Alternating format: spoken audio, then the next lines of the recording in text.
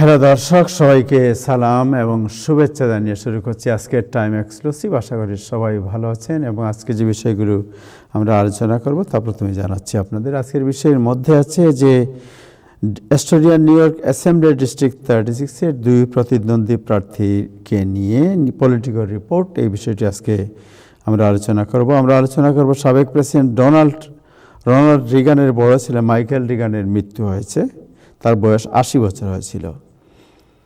Greenland দখলের গুজব উড়িয়ে দেন নাই ট্রাম্প, এই বিষয়টি আজকে সর্বত্র আলোচিত হচ্ছে।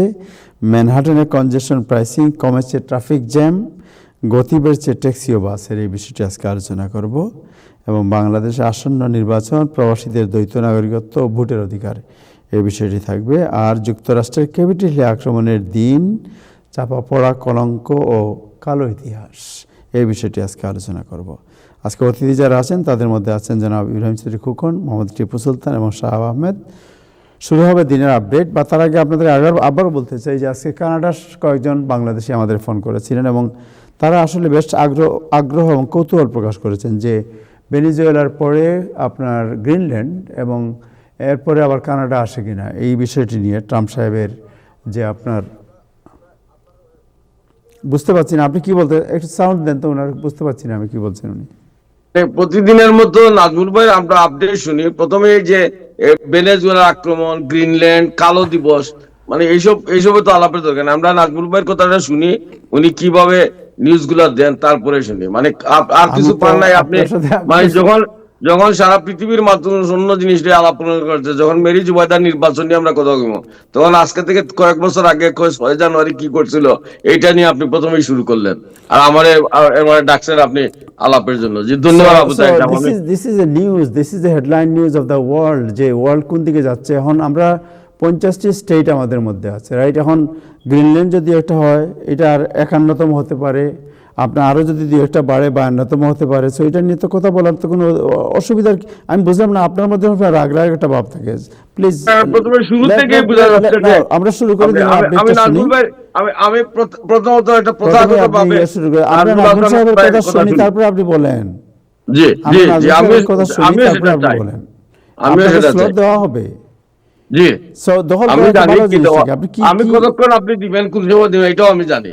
যতক্ষণ আপনার আপডেট জানাচ্ছেন নাজমুল আহসান। তার আগে যারা ফেসবুকে আছেন আশা করি অনুষ্ঠানটি শেয়ার করবেন। নাজমুল আহসান, যাচ্ছি আপনার কাছে। সরি ফর এই ইন্টারাপশন, মাঝখানে একটা ইন্টারাপশনের জন্য। ধন্যবাদ আবু তাহের এবং ধন্যবাদ টাইম টেলিভিশনের সকল দর্শক শ্রোতা এবং প্যানেলিস্ট সবাইকে সালাম এবং শুভেচ্ছা। কিছু কিছু অনুষ্ঠানের আগে ভালো মিউজিক দেয়, কিছু কিছু অনুষ্ঠানের আগে ভালো সিগনেচার টিউন দেয়। আপনার দিকে আপনি বেছে নিলেন দুইজনের এই অম্ল মধুর ঝগড়ার ব্যাপারটি, এবং আমি জানি না আমাদের দর্শকরা এটা কতখানি এনজয় করতেছে, বাট এই সামথিং নিউ যা মনে হলো আজকে। একজনের কথা বলার সাথে সাথে আরেকজন হুঙ্কার মেরে উঠেন, আবার আরেকজন একটু বাধা দেওয়ার চেষ্টা করে। It's not bad. সবসময় তো একই তরকারি একই মশলা দিয়ে জমে না, মশলা চেঞ্জ করতে হয়। এবং সেই জন্য আপনার কাছে অলরেডি মশলার প্যাকেট আছে ইব্রাহিম চৌধুরী খোকন। Thank you. আজকে মঙ্গলবার, জানুয়ারি মাসের 6 তারিখ। একটু আগে আপনারা তাহের বলেছিল যে গ্রিনল্যান্ডের কথা, কিন্তু গ্রিনল্যান্ড আসছে পরে। গ্রিনল্যান্ডের আগে হোয়াইট হাউস থেকে আজকে যে বার্তাটি খুব স্পষ্ট করে সারা বিশ্বকে জানানো হয়েছে সেটা হচ্ছে, এবং যে বিষয়টি প্রেসিডেন্ট ট্রাম্প খুব খুব সহজভাবেই বলার চেষ্টা করেছেন, সেটি হচ্ছে কিউবা। এবং বলেছেন যে আপনার অনেকেই মনে আছে 1963 সালের সেই মিসাইল ক্রাইসিসের কথা, যখন জন এফ কেনেডি প্রেসিডেন্ট ছিলেন এবং তিনি মিসাইল আক্রমণের হুমকি দিয়েছিলেন রাশিয়া যখন সেখানে কিউবায় তাদের সৈন্য। এখন কিন্তু রাশিয়ার কোনো হুঙ্কার টুঙ্কার নেই, রাশিয়া কোনো কথাও বলে না যে কিউবাকে যদি আমেরিকা নিয়েও নেয় বিনা বাধায়, বিনা বাধা তো অবশ্যই নিয়ে নেয়। আমার মনে হয় রাশিয়ার কোনো উদ্বেগ নেই। রাশিয়া বসে আছে শুধু একটি পুরস্কারের জন্য, সেটি হচ্ছে যে তারা প্রেসিডেন্ট ট্রাম্পকে একের পর এক দেশ দখল করতেও দিবে, কিন্তু তাদের লক্ষ্য ইউক্রেনকে নেওয়া। অতএব এবং সেই বিষয়ে প্রেসিডেন্ট ট্রাম্প ইউক্রেনকে নেবার ব্যাপারে প্রেসিডেন্ট ট্রাম্প কতটা সম্মত হবেন বলা মুশকিল। তবে ইউক্রেনের যে জমি রাশিয়া দখল করেছে সেগুলো ইউক্রেন ফেরত পাওয়াটা এখন প্রায় অনিশ্চিত বলা যায়। কারণ শান্তি চুক্তির প্রথম শর্তই হচ্ছে রাশিয়া যেই সীমান্তে দাঁড়িয়ে আছে সেই সীমান্তই রাশিয়ার হবে ইউক্রেনের মাটিতে। অতএব এই বিষয়টি পরে আলোচনা আছে। কিউবার ব্যাপারটি যেটি হোয়াইট হাউস থেকে আজকে সরাসরি বার্তা দিয়ে বলা হয়েছে যে কিউবা হচ্ছে নেক্সট, এবং প্রেসিডেন্ট ট্রাম্প বলেছেন যে যে ভেনেজুয়েলার ঘটনার পর এটি এটি তিনি খুব একটা তিনি ভাবছেন না, কারণ আমেরিকা চাইলেই কিউবা চলে আসবে, কারণ ভেনেজুয়েলা টিকিয়ে রেখেছিল কিউবাকে, এবং সেই সেই সেই চ্যানেলটি অর্থাৎ কিউবাকে বাঁচিয়ে রাখার যে লাইফ চ্যানেল, তেল থেকে শুরু করে অস্ত্র এবং বিভিন্ন ধরনের সহযোগিতা, সেটি তো বন্ধ হয়ে যাচ্ছে কিউবার জন্য। অতএব কিউবার পক্ষে টিকে থাকা মুশকিল হবে। কিউবা এমনিতেই যুক্তরাষ্ট্র, তবে কি প্রক্রিয়ায় যুক্তরাষ্ট্র কিউবাকে গ্রহণ করবে সেটি হচ্ছে দেখার বিষয়। পুয়ের্তো রিকোর মতো একটি হবে, কিউবাকে একটি স্বাধীন দেশ থেকে একটি উপনিবেশ হবে, এই ধরনের নানাবিধ জল্পনা সারা বিশ্ব জুড়ে চলছে। এবং ইউরোপিয়ান ইউনিয়নও এই ব্যাপারে মোটামুটি উদ্বেগ এবং আতঙ্কের মধ্যে আছে। তাদের একজন নেতা, তিনি ইউরোপিয়ান ইউনিয়নের প্রেসিডেন্ট, গ্রিনল্যান্ডের দখলের ব্যাপারে হোয়াইট হাউস থেকে যে কথাটি বলা হয়, এবং এটি মূলত শুরু হয়েছিল যেদিন যুক্তরাষ্ট্র মাদুরোকে ধরে নিয়ে আসে। সেদিন রাতেই আপনারা জানেন স্টিফেন মিলার, স্টিফেন মিলারের স্ত্রী, যিনি ট্রাম্প প্রশাসনের প্রথম মেয়াদে ট্রাম্প প্রশাসনের সাথে সম্পৃক্ত ছিলেন, তিনি এখন ইন্ডিপেন্ডেন্ট একজন ব্যবসায়ী কনসালটেন্ট হিসেবে কাজ করছেন। স্টিফেন মিলার স্ত্রী, তিনি প্রথম একটি ম্যাপ প্রকাশ করেন তার ইনস্টাগ্রাম এবং সোশ্যাল মিডিয়াতে, এবং সেই ম্যাপে যুক্তরাষ্ট্রের সাথে গ্রিনল্যান্ডকে অন্তর্ভুক্ত করা হয়, এবং তাতেই সমগ্র বিশ্ব জুড়ে তোলপাড় শুরু হয়, কারণ তিনি স্টিফেন মিলারের স্ত্রী। এবং স্টিফেন মিলার হচ্ছে প্রেসিডেন্ট ট্রাম্পের সবচেয়ে প্রভাবশালী উপদেষ্টাদের একজন। তিনি হোয়াইট হাউসের ডেপুটি চিফ অফ স্টাফ। অতএব এবং প্রেসিডেন্ট ট্রাম্পের ইমিগ্রেশন সংক্রান্ত যত কঠোর বিধি নিষেধ, বিধি বিধান, সবগুলোর মূল প্রণেতা কিন্তু এই স্টিফেন মিলার। এবং তার স্ত্রী যখন এই ধরনের একটি পোস্ট এবং সোশ্যাল মিডিয়া দেয়, তখন এই হইচইটা শুরু হয়। এবং এর পরে হোয়াইট হাউসের প্রেস সেক্রেটারি ক্যারোলাইন লেভিটও বলেছেন যে যে তারা বা যুক্তরাষ্ট্রের সামরিক বাহিনী চাইলেই গ্রিনল্যান্ড নিয়ে নিতে পারে। এটি নির্ভর করছে যুক্তরাষ্ট্রের জয়েন্ট চিফ অফ স্টাফ কখন এই পরিকল্পনাটি করবেন। এরপর একটু বাড়িয়ে প্রেসিডেন্ট ট্রাম্প বলেছেন 2 মাসের কথা কেন ভাবছেন আপনারা, দুই দুই এটা 20 দিনও হতে পারে। তবে একটু ভিন্ন কথা বলেছেন Marco Rubio, secretary of state. তিনি বলেছেন যে যুক্তরাষ্ট্র আসলে শক্তি প্রয়োগ করে, অর্থাৎ সৈন্য পাঠিয়ে সেটি দখল করতে চায় না। যুক্তরাষ্ট্র গ্রিনল্যান্ড আইল্যান্ডটি কিনে নিতে চায়। এবং প্রেসিডেন্ট ট্রাম্প যেভাবে বলেছেন যে যুক্তরাষ্ট্রের নিরাপত্তার জন্য, বিশেষ করে আটলান্টিক ওপারে যুক্তরাষ্ট্রের উপরে কোনো বাধা কিংবা আক্রমণ কিংবা সেই ধরনের কোনো চাপ, শক্তি প্রয়োগের চাপ যদি আসে, সেটি গ্রিনল্যান্ডকে ব্যবহার করে আসবে। এবং প্রেসিডেন্ট ট্রাম্প বলেছেন যে এখন গ্রিনল্যান্ডটি ছেয়ে গেছে রাশিয়া এবং চীনের জাহাজে, এটি যুক্তরাষ্ট্রের জন্য কোনোভাবেই গ্রহণযোগ্য নয়। এবং সেই জন্য প্রেসিডেন্ট ট্রাম্প তার অ্যাকুইজিশন, যেটাকে বলা হয় দেশ সংগ্রহ, নিরাপত্তার খাতিরে তিনি একাধিকবার বলেছেন এবং জোরালো ভাবে বলেছেন গ্রিনল্যান্ড দরকার যুক্তরাষ্ট্রের জাতীয় নিরাপত্তার জন্য। এবং সেই গ্রিনল্যান্ডকে অ্যাকোয়ার করার ক্ষেত্রে যুক্তরাষ্ট্র কোন পথে আগাবে সে নিয়ে নানা জল্পনা চলছে। এবং সেই জল্পনার মাঝেই মন্তব্য করেছেন ইউরোপিয়ান ইউনিয়নের প্রেসিডেন্ট। তিনি বলেছেন যদি যুক্তরাষ্ট্র শেষ পর্যন্ত শক্তি প্রয়োগ করে গ্রিনল্যান্ডটি নিয়েই নেয়, তাহলে ন্যাটো বলে আর কোনো কিছু থাকবে না। ন্যাটোর অবলুপ্তি হবে সেদিনই, যেদিন যুক্তরাষ্ট্র শক্তি প্রয়োগ করে গ্রিনল্যান্ড নিয়ে নেবে। যুক্তরাষ্ট্র শক্তি প্রয়োগ করে গ্রিনল্যান্ড নেবে না কিংবা নিতে পারবে না, কিংবা যুক্তরাষ্ট্রের সেই ক্ষমতাটি নেই, এটি আর কেউ বলছে না এখন। বলছে সবাই যে যুক্তরাষ্ট্র যদি সেই পথে এগোয়, তাহলে ন্যাটোর আনুষ্ঠানিক পরিসমাপ্তি হবে, এবং যেটি রাশিয়ার প্রেসিডেন্ট ভ্লাদিমির পুতিনের পররাষ্ট্রনীতির প্রথম লক্ষ্য, যে ন্যাটোকে ভেঙে দিতে হবে। এবং প্রেসিডেন্ট ট্রাম্পও ন্যাটোর উপর চাপ সৃষ্টি করেছেন গত কয়েক বছর ধরে। প্রথম মেয়াদেও যখন প্রেসিডেন্ট ছিলেন তখনও করেছেন, দ্বিতীয় মেয়াদে প্রেসিডেন্ট হওয়ার পর থেকে তিনি বলতে শুরু করেছেন যে ইউরোপকে রক্ষার দায়িত্ব ন্যাটোর, এবং সেই ন্যাটোর অর্থ কেন যুক্তরাষ্ট্রকে যোগান দিতে হবে। ন্যাটোর সদস্যভুক্ত দেশগুলোই ন্যাটোর শক্তি, ন্যাটোকে প্রতিরক্ষা দিবার অর্থ ব্যয় বহন করতে হবে। এবং এরপর থেকেই ন্যাটোর যারা অংশগ্রহণকারী দেশ রয়েছেন, তারা মোটামুটি উদ্বিগ্ন অবস্থায় রয়েছেন। আরেকটি বিষয় জানিয়ে রাখি যে সুইজারল্যান্ড, আপনারা জানেন পৃথিবীর অনেক বৈধ অবৈধ উপায়ে অর্জিত সম্পদ রাষ্ট্রপ্রধানদের, রাষ্ট্রনায়কদের, ক্ষমতাচ্যুত ব্যক্তিদের, শক্তিশালী প্রভাবশালী নেতাদের, বিভিন্ন দেশের সম্পদ এই সুইজারল্যান্ডে রাখা হয়। সুইজারল্যান্ড গতকাল ঘোষণা দিয়েছে মাদুরো, যিনি ক্ষমতাচ্যুত হয়েছেন যুক্তরাষ্ট্রের ভাষায়, যদিও তিনি নিজে দাবি করেন তিনি এখনো প্রেসিডেন্ট, ভেনেজুয়েলার তিনি মাদুরো তার পরিবারের প্রায় 33 জন সদস্যের জমা রাখা সকল সম্পদ, অর্থ সম্পদ সবকিছু আপাতত বাজেয়াপ্ত করার, ফ্রিজ করে দেওয়ার নির্দেশ দিয়েছে সুইজারল্যান্ডের সরকার সুইজারল্যান্ডের সকল ব্যাংকে। আরেকটি কথা একটু বলতে ভুলেই গেছিলাম, যুক্তরাষ্ট্রের একজন সিনেটর গ্রাহাম তিনি বলেছেন যে কিউবা যুক্তরাষ্ট্রের আওতায় চলে আসার বিষয়টি এখন মাত্র সময়ের ব্যাপার।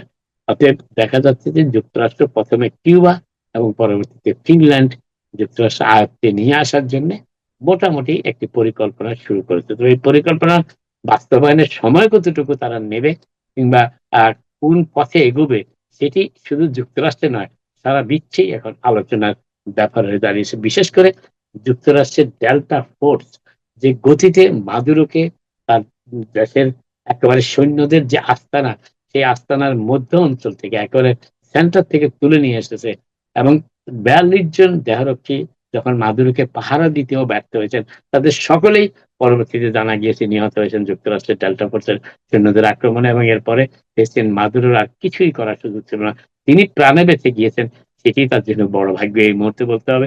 তবে তিনি নিজে জামিন চাননি, গতকাল তিনি কোনো জামিন চাননি এবং সেই জন্য তিনি আপাতত অন্তরীণ আছেন। তার মামলার পরবর্তী তারিখ এখনো আনুষ্ঠানিকভাবে জানানো হয়নি।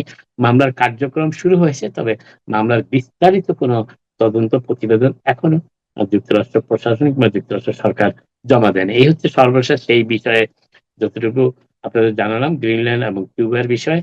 আরেকটি বিষয় যেটি বলার চেষ্টা করছি সেটি হচ্ছে যে আহ, যুক্তরাষ্ট্র অবশ্য এই বিশেষ করে ট্রাম্প প্রশাসনের পক্ষ থেকে জানা আসে যে ভেনেজুয়েলার নাগরিক জীবন স্বাভাবিক অবস্থায় ফিরে আসছে। ভেনেজুয়েলাতে অবশ্য যুক্তরাষ্ট্র কাউকে প্রশাসক নিয়োগ করবে কিনা কিংবা কোন প্রক্রিয়ায় বর্তমানে যিনি প্রেসিডেন্টের দায়িত্বভার গ্রহণ করেছেন শপথ নিয়ে, সেই ডেলসি রড্রিগুয়েজ কিভাবে দেশ পরিচালনা করেন সেটি ট্রাম্প প্রশাসন আপাতত লক্ষ্য করছে। আপাতত তারা বিবেচনা করছে যে ডেলসি রড্রিগুয়েজ শেষ পর্যন্ত যুক্তরাষ্ট্রের স্বার্থ রক্ষা করে ভেনেজুয়েলা প্রশাসন কন্টিনিউ করতে পারবেন কিনা সেটি এখন যুক্তরাষ্ট্র বিবেচনা করছে। যদি ডেলসি রড্রিগুয়েজ যুক্তরাষ্ট্রের পছন্দ মতো কাজকর্ম করতে ব্যর্থ হন, তাহলে তার সময়, তার অপসারণ সময়ের ব্যাপার মাত্র। তবে কিভাবে সময় সেটি করা হবে, যেহেতু যুক্তরাষ্ট্রের কোনো গ্রাউন্ড ফোর্স, যুক্তরাষ্ট্রের কোনো সৈন্য কোনো ভেনেজুয়েলার মাটিতে নেই। আরেকটি বিষয় যেটি বলার চেষ্টা করছি সেটি হচ্ছে ডেনিশ প্রধানমন্ত্রী, ডেনমার্কের প্রধানমন্ত্রী অবশ্য বলেছেন যে যদি যুক্তরাষ্ট্র গ্রিনল্যান্ড নিয়ে নেয় শক্তি প্রয়োগ করে, তাহলে ন্যাটো, ইউরোপিয়ান ইউনিয়নের প্রধান নয়, ন্যাটো বলে আর কোনো কিছু থাকবে না। ন্যাটো অর্থাৎ যেটি নর্থ আমেরিকার ট্রিটি অর্গানাইজেশন, সেই সংস্থাটি আর কার্যকর থাকবে না, এটি বলেছেন ডেনমার্কের প্রধানমন্ত্রী যদি যুক্তরাষ্ট্র গ্রিনল্যান্ড নিয়ে নেয়। ভেনেজুয়েলার শাসক প্রেসিডেন্ট মাদুরোকে যুক্তরাষ্ট্রে আটক করে নিয়ে আসার পর হোমল্যান্ড সিকিউরিটি দপ্তর আজকে জানিয়েছে যে যে সমস্ত ভেনেজুয়েলার নাগরিক যুক্তরাষ্ট্রে ডিপোর্টেশন প্রাপ্ত হয়েছেন ইতিমধ্যে এবং যাদেরকে ডিপোর্টেশন প্রক্রিয়ায় নিয়ে যাওয়া হয়েছে, তাদের ডিপোর্টেশন কার্যক্রম অব্যাহত থাকবে এবং সেটি অনতিবিলম্বে শুরু হয়েছে। অর্থাৎ যুক্তরাষ্ট্র থেকে ডিপোর্টেশন করে, অর্থাৎ ডিপোর্টেশনের মাধ্যমে ভেনেজুয়েলার নাগরিকদের এখন সরাসরি কারাকাসে পাঠিয়ে দেওয়া হচ্ছে। যেটি আগে হয়তো ভিন্ন দেশের মাধ্যমে কিংবা এল সালভাডোরের মাধ্যমে পাঠানো হতো, সেটি এখন যুক্তরাষ্ট্র সরাসরি ক্যারাকাসে পাঠিয়ে দিচ্ছে। ভেনেজুয়েলার রাজধানী ক্যারাকাসে ডিপোর্টেশন প্রাপ্ত ভেনেজুয়েলার নাগরিক যারা যুক্তরাষ্ট্রে রয়েছেন, এবং এই বিষয়টি আজকে ঘোষণা দিয়েছেন হোমল্যান্ড সিকিউরিটি দপ্তর। আগামী নিউ ইয়র্ক শহরে এটি অত্যন্ত গুরুত্বপূর্ণ কংগ্রেসের নির্বাচন অনুষ্ঠিত হচ্ছে। অনেকগুলি নির্বাচনে হচ্ছে আগামী বছর, কিন্তু একটি নির্বাচন খুব গুরুত্বপূর্ণ হয়ে দেখা দিয়েছে এবং সেটি হচ্ছে যে ম্যানহাটনে একটি আসন, সেটি এখন বর্তমানে কংগ্রেস সদস্য রয়েছেন ডেমোক্র্যাট দলীয় গোল্ডম্যান, কিন্তু তাকে চ্যালেঞ্জ করতে যাচ্ছেন প্রাইমারিতে ব্র্যাড ল্যান্ডার। এই ব্র্যাড ল্যান্ডার হচ্ছেন একজন বামপন্থী ডেমোক্র্যাট, যিনি একসময় সিটি কাউন্সিল মেম্বার ছিলেন, নিউ ইয়র্ক সিটির কন্ট্রোলার ছিলেন ডিসেম্বরের 31 তারিখ পর্যন্ত, এবং মামদানির ঘনিষ্ঠ সমর্থক, যিনি প্রথম যে সমস্ত মূলধারার নিউ ইয়র্ক সিটির মূলধারার রাজনীতিবিদ মামদানিকে এন্ডোর্স করেছেন। যদিও তিনি মামদানির বিরুদ্ধে প্রাইমারিতে লড়েছিলেন মেয়র পদে, কিন্তু পরবর্তীতে প্রাইমারির চিত্র ফুটে ওঠার পর সাথে সাথেই তিনি মামদানিকে এন্ডোর্স করেছিলেন। সেই ব্র্যাড ল্যান্ডার কংগ্রেসের আসনে প্রতিদ্বন্দ্বিতা করছেন গোল্ডম্যানের বিরুদ্ধে, এবং সেই গোল্ডম্যানকে সমর্থন দিয়েছেন ক্যাথি হোকুল। কিন্তু গোল্ডম্যানকে সমর্থন দিয়েছেন ক্যাথি হোকুল, আর বিপক্ষে ব্র্যাড ল্যান্ডারকে সমর্থন দিয়েছেন বার্নি স্যান্ডার্স। জোহরান মামদানি তো অবশ্যই, বার্নি স্যান্ডার্স, এলিজাবেথ ওয়ারেন, এবং আজকে তাকে সমর্থন দিয়েছেন কংগ্রেসম্যান, যিনি ডেমোক্রেটিক পার্টির নেতা কংগ্রেসে, হেকিম জেফরিস। অতএব এই বিষয়টি, লড়াইটি জমে উঠেছে ডেমোক্রেটিক শিবিরের অভ্যন্তরে। দিয়েছে বনাম মূলধারা রাজনীতিবিদ, যদিও মামদানিকে এন্ডোর্স করার পর গভর্নর হকুল কিছুটা সমালোচিত হয়েছিলেন তার সমর্থকদের দ্বারা, কিন্তু এখন দেখা যাচ্ছে যে মামদানি যে পথে এগুচ্ছেন ডিএসএ প্রার্থীদের নিয়ে, ঠিক সেই পথটি অনুসরণ করছেন না গভর্নর হকুল। যদিও তিনিও নির্বাচনে প্রতিদ্বন্দ্বিতা করছেন, প্রায় একই সময় যে নির্বাচন অনুষ্ঠিত হবে আগামী বছর, তিনিও গভর্নর পদে তবে গভর্নর পদে তিনি তার নিকটতম কোনো প্রতিদ্বন্দ্বী এই মুহূর্তে জনমত জরিপে তেমন এগিয়ে আসছে এমনটি খবর পাওয়া যায়নি। রিপাবলিকান পার্টি তো তার বিরুদ্ধে যিনি শক্ত প্রতিদ্বন্দ্বী ছিলেন লেসলি স্টিফেন, প্রেসিডেন্ট ট্রাম্পের সমর্থন না পাওয়ায় তিনি নির্বাচন থেকে সরে দাঁড়িয়েছেন, এবং সর্বশেষ জনমত জরিপে দেখা যাচ্ছে যে গভর্নর উপর অনেকটাই এগিয়ে রয়েছেন তার রিপাবলিকান প্রতিদ্বন্দ্বী, যিনি লং আইল্যান্ডের নাসাউ কাউন্টির প্রধান চিফ এক্সিকিউটিভ, তিনি ব্ল্যাকম্যান তার নাম, তিনি লড়ছেন রিপাবলিকান পার্টির হয়ে। তার বিরুদ্ধে লড়বেন গভর্নর হকুল, যিনি বর্তমানে গভর্নর রয়েছেন, তিনি পুনর্নির্বাচনে যাচ্ছেন। কিন্তু জোহরান মামদানি যাকে সমর্থন করছেন, তাকে সমর্থন না করে তিনি গোল্ডম্যান, যিনি বর্তমানে কংগ্রেসম্যান, তাকে সমর্থন করার ক্ষেত্রে কোন রকম দুজনের মধ্যে নিউ ইয়র্ক সিটি এবং নিউ ইয়র্ক স্টেটের মধ্যে যে প্রশাসনিক ঐক্য এবং সমঝোতা সৃষ্টি হয়েছিল বলে অনেকে ধারণা করেছিল। বিশেষ করে জোহরান মামদানির কিছু উদ্যোগ, যেমন child care facility, universal child care, new York city free বাস, এই সমস্ত প্রকল্পে সাথে সমর্থন পাওয়া যাবে গভর্নর হকুলের। যদি ফ্রি বাসের ব্যাপারে তিনি বলেছেন যে তিনি এটিকে বাস্তবসম্মত মনে করেন না, কিন্তু চাইল্ড কেয়ারের ব্যাপারে গভর্নর হকুলের সমর্থন ছিল, এবং তিনি বলেছেন যে তিনি তার পরবর্তী বাজেটে এটি উল্লেখ করবেন। কিন্তু বর্তমানে এই কংগ্রেসের প্রাইমারি নির্বাচনকে দুজনের মধ্যে সম্পর্কের কোনো অবনতি হবে কিনা এই প্রসঙ্গে হকুলই জবাব দিয়েছেন। জোহরান মামদানি কোনো উত্তর দেননি। প্রশ্ন উত্তরে হকুল বলেছেন যে এটি সাংবাদিকদের একটি আনন্দ পাওয়ার বিষয়, এর বেশি কিছু তিনি মনে করেন না। তিনি মনে করেন যে নিউ ইয়র্ক সিটির ভোটাররা অত্যন্ত স্মার্ট, অত্যন্ত সচেতন, যে প্রার্থীকেই অন্যরা সমর্থন করুক বা না করুক, যাকে তারা যোগ্য মনে করবেন, নিউ ইয়র্ক সিটির বাসিন্দারা, নিউ ইয়র্ক স্টেটের বাসিন্দারা তাকেই ভোট দিয়ে আসছে এবং ভবিষ্যতে ভোট দেবেন। অতএব গভর্নর হকুল গোল্ডম্যানকে সমর্থন করলো, Hakeem Jeffries, Taylor Warren, Bernie Sanders, Brad ল্যান্ডারকে সমর্থন করলো। নির্বাচনটি জমে উঠবে ডেমোক্রেটিক পার্টির অন্তদ্বন্দ্বের একটি প্রতীক হিসাবে। আরেকটি বিষয় যেটি বলার চেষ্টা করছে, আজকে জোহরান মামদানি এক ৩৩ বছর বয়স্ক নিউ ইয়র্ক টাইমসের সাবেক একজন সাংবাদিককে তার কমিউনিকেশন ডাইরেক্টর হিসেবে নিয়োগ দিয়েছেন, এবং মেয়র মামদানি যে কমিউনিকেশন টিমটি তৈরি করেছেন, সেটি এ যাবৎকাল যারা মেয়রের দায়িত্ব পালন করেছেন তার মধ্যে সবথেকে বড় কমিউনিকেশন টিমস, এবং তাকে তিনি আজকে নিয়োগ দিয়েছেন কমিউনিকেশন ডাইরেক্টর হিসেবে। তিনি বার্নি স্যান্ডার্সের নির্বাচনী প্রচারণার সাথে সম্পৃক্ত ছিলেন। দীর্ঘদিন ধরে তিনি নিউ ইয়র্ক টাইমস ছেড়ে যাবার পর তিনি অবশ্য প্রথমে ক্যালিফোর্নিয়াতে একজন প্রার্থীর পক্ষে কমিউনিকেশন ডিরেক্টর কাজ করেছেন, পরবর্তীতে বার্নি স্যান্ডার্সের টিমের সাথে সংযুক্ত হয়েছেন।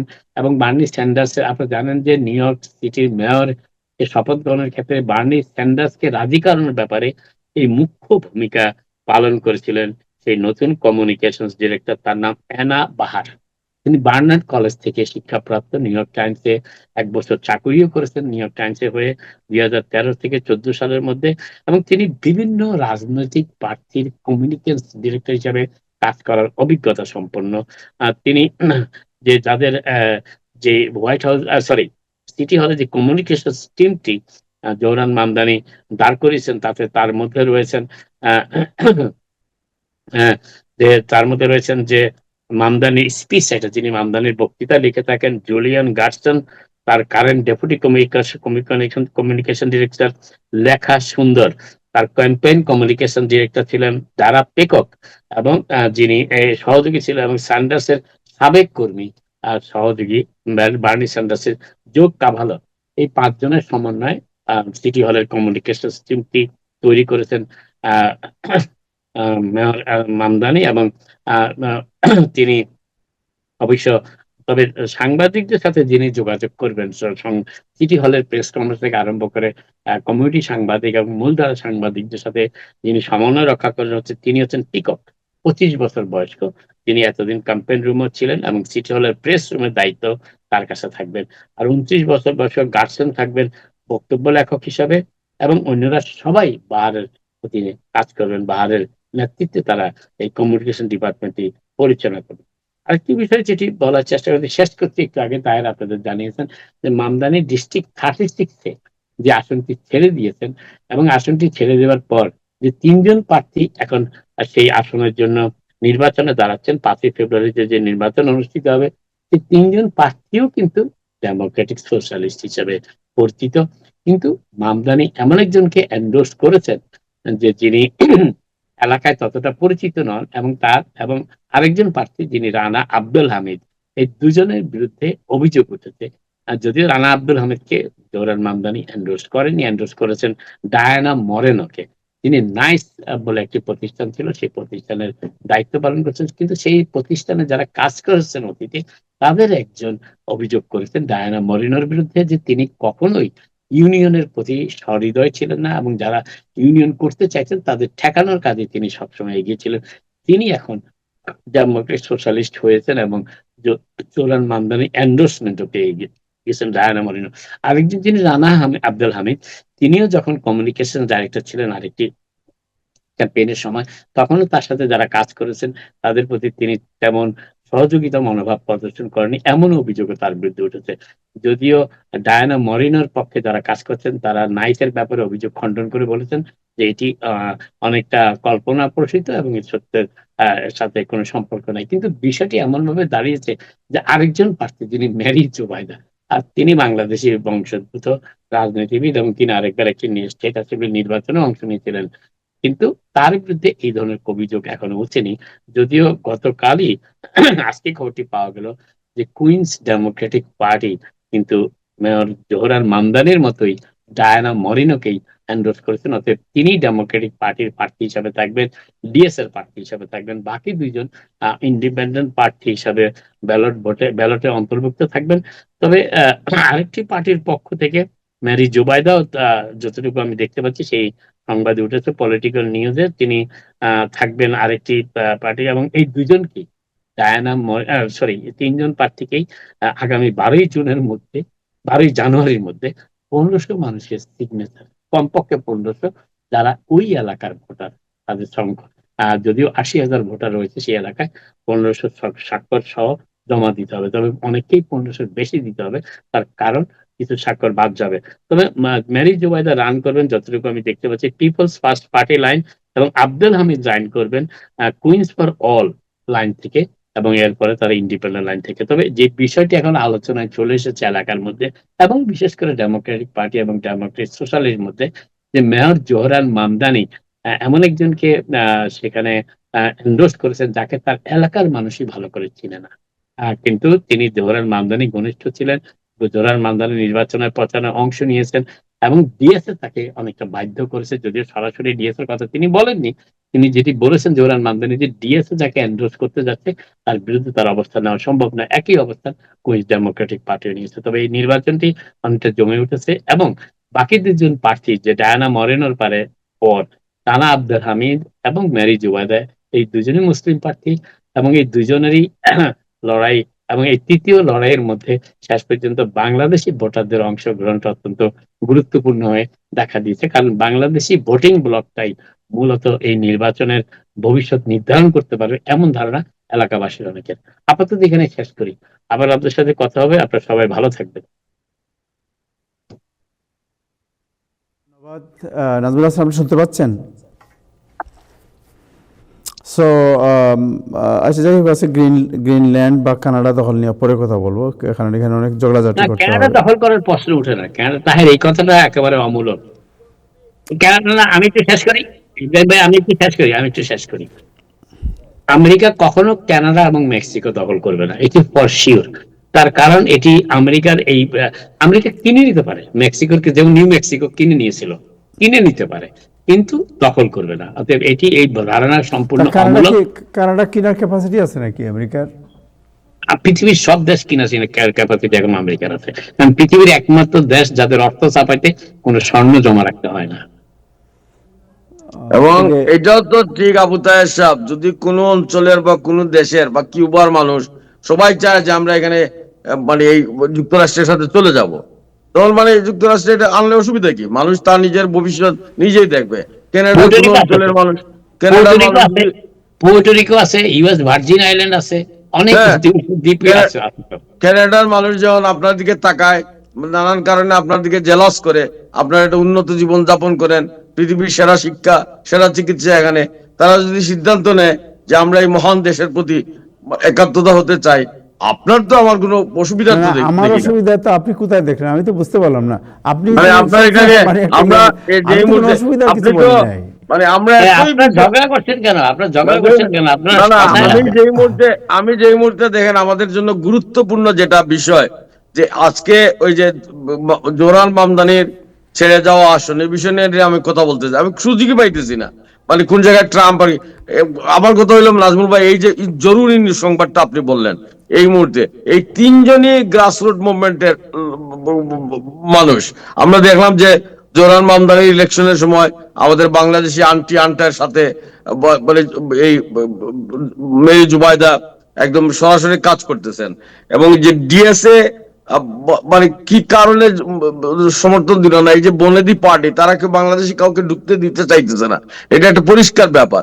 কিন্তু দেখেন সত্যের ঢুল মানে এমনিতেই বাজে। এই মুহূর্তে মানে কর্মচারী বা শ্রমিকদের পক্ষ থেকে যখন অভিযোগ উঠে যে জোহরান মামদানি যাকে সমর্থন দিয়েছেন, যিনি ডিএসএ প্রার্থী, তিনি শ্রমিক অধিকার নিয়ে সোচ্চার ছিলেন না, এটা তার জন্য একটা বিরাট ব্লো। এবং এই সুযোগটা আমি মনে করি যে আমাদের মেরি জুবাইদার জন্য একটা বিরাট মানে পজিটিভ জিনিস।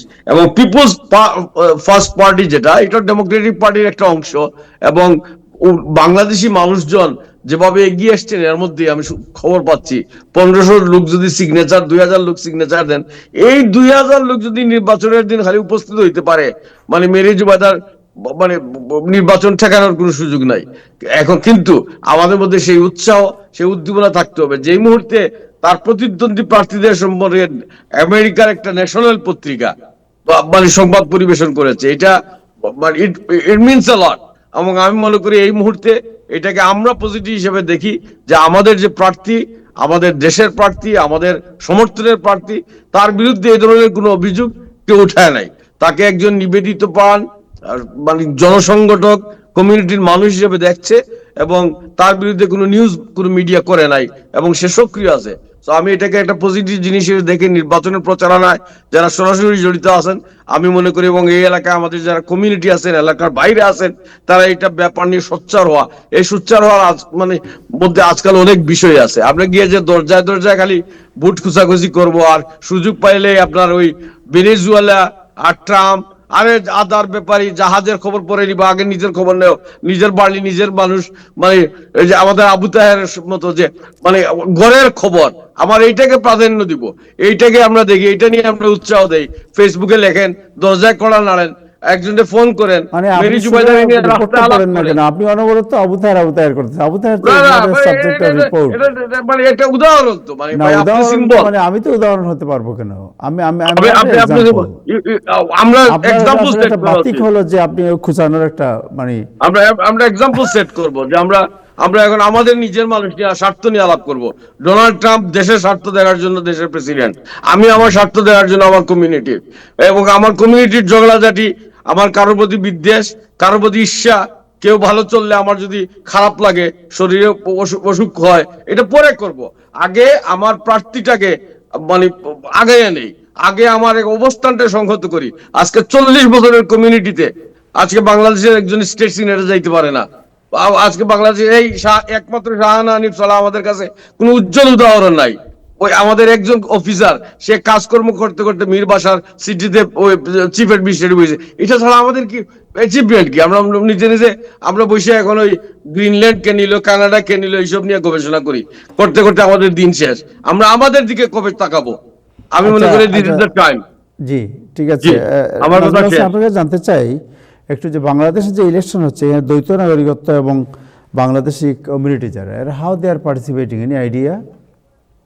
একজনের তো আমেরিকান পাসপোর্ট সোশ্যাল মিডিয়াতে দেওয়ার পর এই নিয়ে নতুন করে বিতর্ক সৃষ্টি হয়েছে, আব্দুল আওয়াল মিন্টু। তার নির্বাচন পাসপোর্ট আছে নাকি? আমেরিকান পাসপোর্ট আছে এবং এটা ছাপা হওয়ার পরও তাকে নির্বাচন কমিশন তার নির্বাচন বৈধ ঘোষণা করেছে। সো দ্বৈত নাগরিকত্ব আমাদের আমেরিকান সিটিজ মাঝখানে যেটা গভর্নমেন্ট দ্বৈত নাগরিকত্ব, তার এখানে একটা জিনিস ক্লিয়ার কাট করা দরকার। দ্বৈত নাগরিকত্ব দেশের ট্রাভেল ডকুমেন্ট। আপনি একটা দেশের সংসদ সদস্য হবেন যখন, তখন পৃথিবীর বাকি সব দেশের নাগরিকত্ব আপনাকে পরিহার করতে হবে। এটি হচ্ছে বাংলাদেশের কনস্টিটিউশন। এখন আপনি দ্বৈত নাগরিকত্বের অজুহাতে কতদিন এই সুবিধা ভোগ করবেন তলে তলে, কিংবা বা নিজেকে ঢেকে রেখে, কিংবা ৯/৬ বুঝিয়ে, কিংবা ভুয়া দলিল নাগরিকত্ব বাতিল করেছেন এমন ভুয়া কাগজপত্র জমা দিয়ে, এটা তো দেশের ব্যাপার। তবে বাংলাদেশের কনস্টিটিউশনে এখনো আছে, পৃথিবীর সব দেশের কনস্টিটিউশনে থাকে যে আপনি যদি কোনো দেশের সংসদ সদস্য হতে চান, পার্লামেন্ট মেম্বার হতে চান, আপনি একই সাথে আরেকটা দেশের নাগরিক কিভাবে থাকেন? রাইট। সো আমাদের আমেরিকা থেকে যে আপনার ইলেকশনে পার্টিসিপেশনের যে সুযোগ দেওয়া হয়েছিল যাদেরকে, এটা কেমন, মানে হাউ ইজ দ্য রেসপন্স? তাকে সুযোগ দেওয়া হয়েছে। এখানে বাংলাদেশি যারা আমেরিকান সিটিজেন, ওই যে এদের ভোট দেওয়ার সুযোগ দেওয়া হয়েছে, এদেরকে তো নির্বাচন করার সুযোগ দেওয়া হয়নি। আমেরিকান নাগরিকত্ব বহাল রেখে কাউকে কি নির্বাচন করার ঘোষণা? আপনার যদি ন্যাশনাল আইডি কার্ড থাকে তাহলে আপনি you are not eligible to. National ID is different thing then দ্বৈত নাগরিকত্ব। ন্যাশনাল আইডিটা কি? ন্যাশনাল আইডি হচ্ছে যে আপনি একটা দেশের পাসপোর্ট ক্যারি করবেন। ন্যাশনাল আইডিতে দুইটা দেশের পাসপোর্ট আপনি ক্যারি করার কথা বলা হয় নাই। আপনি বাংলাদেশের পাসপোর্ট দিয়ে আগে আপনি বাংলাদেশের নাগরিকত্ব প্রমাণ করতেন, ন্যাশনাল আইডিতে সেটা দরকার নেই। এবং নাজমুল ভাই যেটা বলেছেন আবু তাহের সাহেব, আমাদের সংবিধান অনুযায়ী নির্বাচনী যে বিধিমালা আরপিও, এই আরপিও অনুযায়ী আপনি যদি কোনো অন্য দেশের নাগরিক থাকেন তাহলে বাংলাদেশের নির্বাচনে আপনার অংশগ্রহণের কোনো সুযোগ নাই। এখন সেই অনুমোদিত আরপিও যেহেতু পার্লামেন্ট কর্তৃক সংশোধিত হওয়ার কোনো সুযোগ নাই, নতুন পার্লামেন্ট না হওয়া, ওনারা নির্বাচন কমিশন একটা বিধিমালা দিয়েছেন, যে বিধিমালা এই যে প্রবাসী ভোটাররা, এখন আমি ভোট দিতে পারবো কিন্তু ভোট গ্রহণ করতে পারবো না, এটা আগামীতে মানে কনস্টিটিউশন এটা বলা নাই আমাদের কনস্টিটিউশন। সুতরাং আগামীতে এটা মানে সুপ্রিম কোর্টে আইনের চ্যালেঞ্জে পড়বে এবং আমি মনে করি আগামী পার্লামেন্ট এটা রিজলভ করবে। কিন্তু এটা নিয়ে একটা জটিল প্রশ্ন। এখন নির্বাচন কমিশন যদি, এবং আমার পাসপোর্ট দেখলো সোশ্যাল মিডিয়াতে, এরপরেও কেউ অভিযোগ করলো, এটা নিয়ে লেখালেখি হলো, কাউকে যদি নির্বাচন করার সুযোগ দেয় এবং তিনি বলেন যে আমি এটা মানে পাসপোর্ট জমা দিয়েছি, একটা দেশের নাগরিকত্ব গ্রহণ করা যেমন একটা প্রক্রিয়ার ব্যাপার, নাগরিকত্ব আপনি যদি ত্যাগ করেন, সারেন্ডার করেন, এটা একটা ইট ইজ এ প্রসেস। এই প্রসেসের পরে আপনার একটা নাগরিক ডিন্যাচারালাইজেশন বা এটার একটা সার্টিফিকেট ইস্যু করবে, আপনার নাগরিকত্বের যেমন সার্টিফিকেট, এই সার্টিফিকেটটি আব্দুল আওয়াল মিন্টু বা অন্য যারা আছে, এবং আমি বিশ্বাস করি আরো অনেকের নামে অভিযোগ আছে যে যারা তাদের নাগরিকত্বের প্রশ্নে ওই যে কলাম আছে ওখানে, ওই যে আপনার কি অন্য কোনো দেশের নাগরিকত্ব আছে কিনা, তারা ওখানে হা না কিছুই বলেন নাই। তো এইসব শুনেন, আমরা একটা নির্বাচনী বিধিমালা যে ফাউন্ডেশন, এগুলাই আমরা করতে পারলাম না, এগুলো নানান জটিলতার মধ্য দিয়ে এখনো বিরাজ করতেছে। এটা একটা বিরাট হতাশাজনক ব্যাপার। আমরা কারা নির্বাচন করতে পারবো, কারা পারবো না, এটাই এখন ঠিক হয় নাই। তো মানে আমরা গণতন্ত্রের প্রতি যাত্রাপথে এখন তো সময় এসেছে ভাই, মানে এগুলো ঠিক করেন, এগুলো ঠিক করে যাত্রা শুরু করেন, নাইলে এই ফাঁক ফুকট দিয়ে নানান যন্ত্রণা হতেই থাকবে। মানে এই ভেনেজুয়েলা আর কিউবার চেয়ে আমার ভোট দিয়ে আমার দেশটা রক্ষা করে, এইসব ব্যাপারে আমরা যেন মনোযোগী হই। আমার ওই ভেনেজুয়েলার মাদুরাকে গ্রেফতার করার পর চুঙ্গাতে কেরোসিন ভরে ঢাকায় মিছিল করতেছেন। ভালো, এই মানে এই চুঙ্গা পুড়া বাতাসে বিপ্লবের স্লোগান দেওয়া যায়, কিন্তু নিজের দেশটা নিয়ে আমরা যদি মনোযোগী হই, এটাই আমার আহ্বান। জি, thank you Abu so Taher much. সাহেব। তাই আমার একটা ব্রেকিং নিউজ আছে, সেটি হচ্ছে, বলেন, আমি জি। ব্রেকিংটা দিয়ে দেই। সেটা হচ্ছে ট্রাম্প প্রশাসন আজকে কিছুক্ষণ আগে 5টি স্টেটকে সোশ্যাল সার্ভিসের জন্য যে $10 বিলিয়ন দেয় সেটা ফ্রিজ করে দিয়েছে। তার মধ্যে একটি স্টেট কিন্তু নিউ ইয়র্ক, বাকি 5টা স্টেট, 4টে স্টেট হচ্ছে নিউ ইয়র্ক, এর পরে ক্যালিফোর্নিয়া, ইলিনয় এবং কলোরাডো, মিনেসোটাও আছে। এই 5টি স্টেটে $10 বিলিয়ন তারা ফ্রিজ করে দিয়েছে, এবং এই ফ্রিজ করার মধ্যে $7 বিলিয়ন ছিল অস্থায়ী সহযোগিতা প্রোগ্রাম, নিডি ফ্যামিলি, যারা খুব জরুরি ভিত্তিতে সহায়তার প্রয়োজন হতো তাদেরকে $7 বিলিয়ন দেয়া যে প্রকল্পটি ছিল এই 5টি স্টেটে, সেটি ফ্রিজ করে দিয়েছে। এবং আর $2.4 বিলিয়ন ফ্রিজ করে দিয়েছে চাইল্ড কেয়ার ডেভেলপমেন্ট প্রোগ্রামের জন্য, এবং 870 মিলিয়ন প্ল্যান করে দিয়েছে যে যারা শিশুদেরকে যে সমস্ত স্টেটগুলো 5টি স্টেটে সাহায্য করা হতো, $870 মিলিয়ন বিভিন্ন সামাজিক সহযোগিতার জন্য। এবং নিউ ইয়র্ক স্টেট যে জোহরান মামদানি চাইল্ড কেয়ার ফ্যাসিলিটিতে, child care universal child care প্রকল্পকে সহায়তা দেওয়ার যে পরিকল্পনা কর্মসূচি জানিয়েছিল, সেটি এখন এই অর্থনৈতিক ক্রিজের কারণে বাধা পড়বে, এটি নিশ্চিত। এবং যে স্টেটগুলোকে উনি ফ্রিজ করেছেন সবগুলোই তো ডেমোক্রেটিক স্টেট, সবগুলি ডেমোক্রেটিক স্টেট, অল আর ডেমোক্রেটিক স্টেট। সো এবং এই সমস্ত স্টেটে আপনার জালিয়াতি হয়েছে, এবং এই জালিয়াতির কারণে এখন ভুক্তভোগী কারা হবে? জালিয়াতরা না। আসলে নতুন ইমিগ্রেন্ট যারা আসে, আমরা বাংলাদেশিরা, এই যে মানে যে তালিকা বেরিয়েছে, বাংলাদেশিরা নতুন ইমিগ্রেন্ট, এই নতুন প্রজন্মের ইমিগ্রেন্টের এই সমস্যা থাকে, অর্থনৈতিক সীমাবদ্ধতা থাকে, এরা সাহায্য সহযোগিতা নেয়। এই সাহায্য সহযোগিতা নেওয়ার মধ্যে এই যে যারা জালিয়াতি করছে অল্প কিছু লোক, তাদের কারণে দণ্ডপ্রাপ্ত কারা হবে? এই রাজনৈতিক হিংসার শিকার কারা হবে? সাধারণ যারা নিডি মানুষ, যাদের এই জিনিসটার খুব প্রয়োজন ছিল, যারা কাজ করার ক্ষমতা নাই, যারা কাজ করেও সে দরিদ্র সীমার নিচে তার বসবাস, এই সাহায্যটা বন্ধ হওয়ার জন্য যে রাজনৈতিক খেসারত, যে মানবিক খেসারত দিতে হবে, এটা তো আমাদের সাধারণ মানুষকে দিতে হবে, ওই জালিয়াতদের নয়। এই জন্য জালিয়াতি যারা করে, একটা ইয়েতে আসি, দুজনেই আলোচনা করতে পারেন যে এই যে আপনার ফ্রিজিং হলো, এটা রাইট, এই ফ্রিজিং এর কারণে আপনার সোশ্যাল সার্ভিস, মনে করেন ইউনিভার্সাল হেলথ কেয়ার, যেটা জোহরান মামদানির অন্যতম একটি প্রোগ্রাম, ফ্রি বাস, তারপরে আর অনেক কিছু ফ্রি করার যে প্ল্যান ছিল, এই প্ল্যানের মধ্যে এখন যদি বলি যে free bus system, is it possible?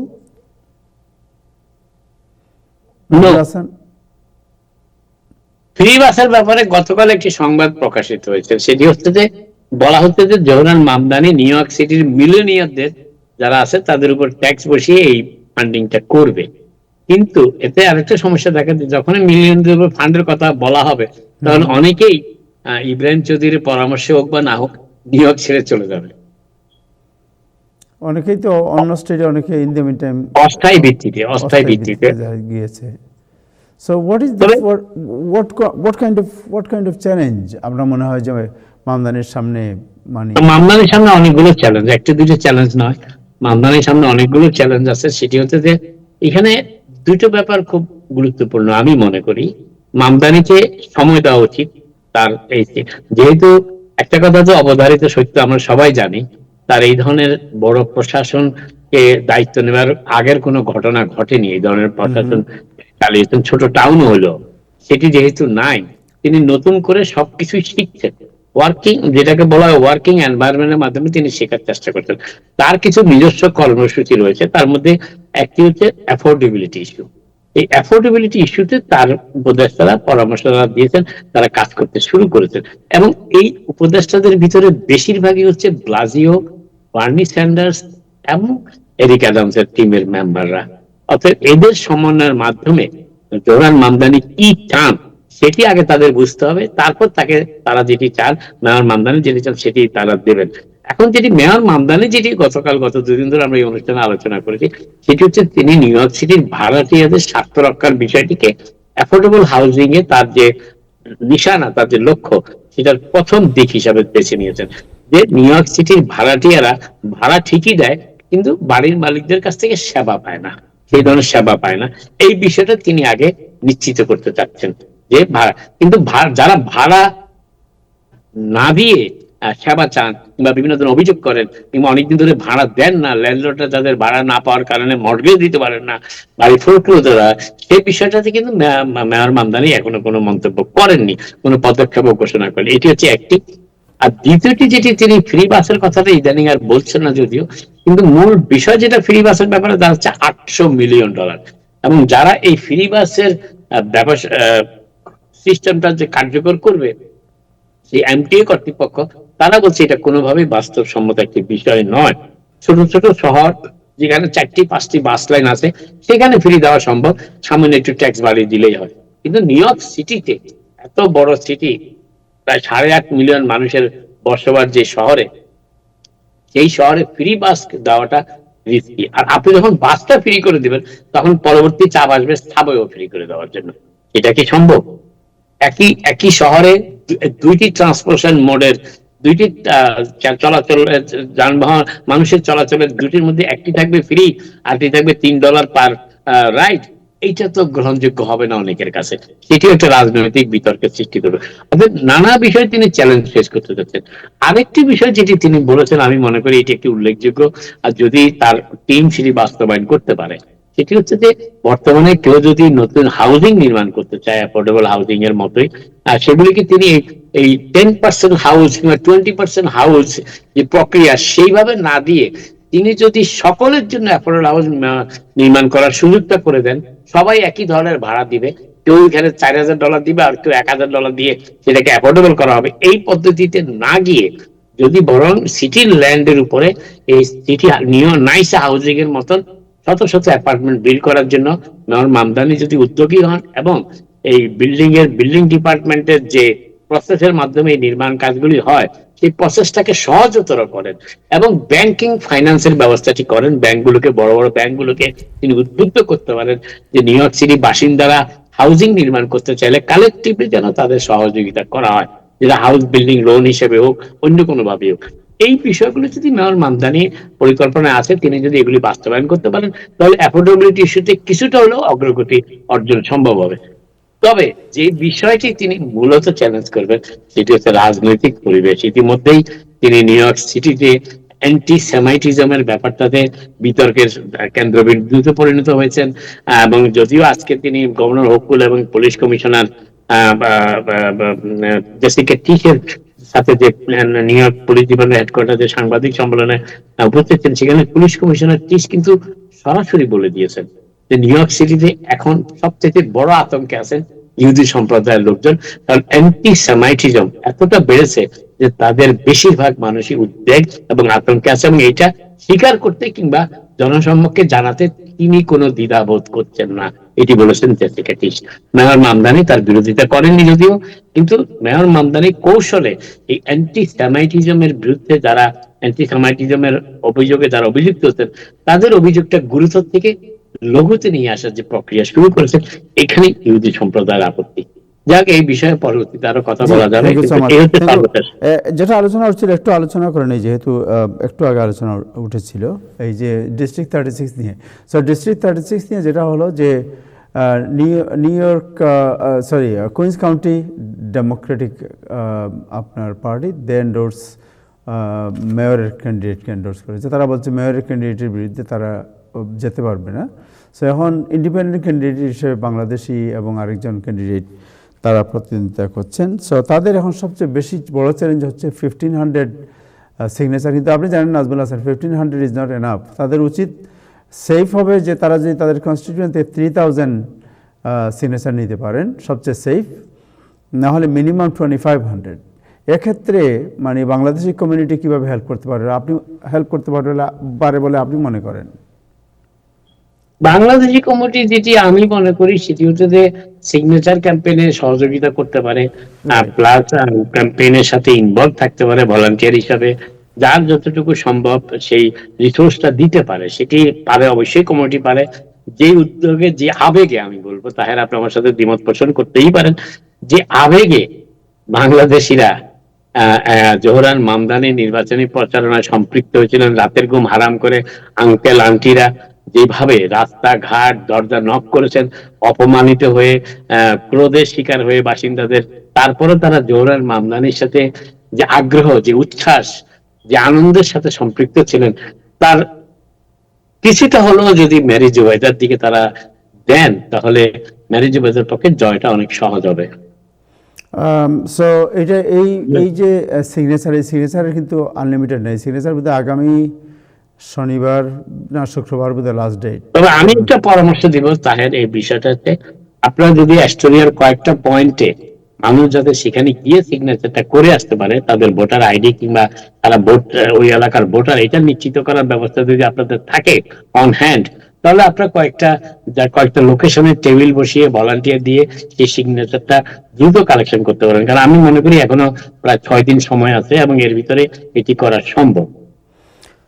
Thank you so much. এটা ক্যাম্পেইনের লোক যারা তারা যোগাযোগ করেছিল আমাদের সাথে তারা বলছেন যে তারা অ্যাস্টোরিয়ার 36 অ্যাভিনিউর আলাদিন রেস্টুরেন্ট, বনফুল গ্রোসারি এবং আশেপাশে তাদের টেবিল থাকবে এবং এখানে সবাই এসেও সই করতে পারবেন। অথবা তাদের একটা ফোন নম্বর আমাদের দিয়েছে তারা, সেই ফোন নম্বর হচ্ছে জনাব জাভেদউদ্দিনের ফোনে যোগাযোগ করতে পারবেন, যিনি অ্যাস্টোরিয়া ওয়েলফেয়ার সোসাইটির সেক্রেটারি। ওনার সাথে যোগাযোগ করলেও তারা উনি হেল্প করবেন। একটা জিনিস তাহলে মেক শিওর করতে হবে যে তারা যেন ওই এলাকার ভোটার। হ্যাঁ, সব ওই এলাকায় বাংলাদেশে সাইন রেজিস্টার করলে হবে না, করতে হবে। সব বাংলাদেশে সাইন করলে হবে না। না, অ্যাস্টোরিয়া এবং লং আইল্যান্ড সিটির যে ডিস্ট্রিক্ট 36 এর এবং এই অ্যাক্সেসটা, এই ভোটিং লিস্টের অ্যাক্সেসটা আপনাদের থাকতে হবে, যারা স্বাক্ষরগুলি গ্রহণ করবেন। রাইট, যারা স্বাক্ষর গ্রহণ করবে তাদের থাকতে হবে। সো এটার নাম্বার হচ্ছে 347-898-8383 347-898-8383 এই নম্বরে আপনারা যোগাযোগ করতে পারেন। জি, ইব্রাহিম কোন কমেন্ট? যে আমার একটা ছোট্ট কমেন্ট আছে, শুনেন। আমরা সেই বাঙালি যারা নিজের মা নিউমোনিয়া মরে আর খালাম্মা কাশি দিলে আমাদের ঘুম হয় না। তো আমরা এই আমাদের প্রার্থীরে নিয়ে যে আমাদের যে উচ্ছ্বাস থাকা দরকার, এটা আমরা দেখতেছি না। এটা আমাদের একটা স্বাভাবিক জিনিস। আমার একটা ছোট্ট সাজেশন শুনে আমরা অনেকেই দিতে পারি, কিন্তু কাজ করি না। আমার কাজ হইলো, আমার যে সমস্ত আত্মীয় স্বজন আছে, আমি এর মধ্যেই বলেছি যে আপনারা সিগনেচার দেন। আমি মেরিন জুবাইদার ক্যাম্পেইনে তাদের নাম্বার দিছি এবং সবাইকে বলছি আপনারা যোগাযোগ করেন। আমার একটা অনুরোধ থাকবে যে এই সোশ্যাল মিডিয়া ভেরি ইম্পর্টেন্ট। আমাদের বাঙালি কমিউনিটিতে যে ওই যে সোশ্যাল মিডিয়া ইনফ্লুয়েন্সার যারা আছেন, এদেরকে দিয়ে আগামী 1-2 সপ্তাহের মধ্যে একটা হাই ফুটাইতে হইব, এবং তারা যদি নামে এটা করা সম্ভব। আমি মনে করি যে মেরি জুবাইদার নির্বাচনী ক্যাম্পেইন এই বিষয়টা নজর দিবেন। এবং জোহরান মামদানির সময় আমরা যেরকম সোশ্যাল মিডিয়াতে দেখছি, এই সময়ে এই যে কোনো প্রচারণা থেকে এই প্রচারণাটা খুব বেশি জরুরি। এই বিষয়ে যদি প্রচারণা একটু উদ্যোগী হয় তাহলে আমি খুশি হব। ধন্যবাদ। থ্যাংক ইউ জনাব টিপু সুলতান, আপনাকে ওয়েলকাম, শুভেচ্ছা এবং স্বাগতম। অনেকদিন পরে আপনাকে দেখলাম। সো আমি আপনার রিলেটেড সাবজেক্টে আলোচনা করি। সেটা হচ্ছে যে নিউ ইয়র্ক সিটিতে আপনার কনজেশন প্রাইসিং নিয়ে অনেক বিতর্ক আছে আমরা জানি, বাট সর্বশেষ 1 বছর পরে যে রিপোর্ট বেরিয়েছে, এই রিপোর্টে দেখা যাচ্ছে যে আপনার পরিবেশের অনেক উন্নতি হয়েছে, যানজট কমেছে এবং বাস এবং ট্যাক্সির গতি বেড়েছে।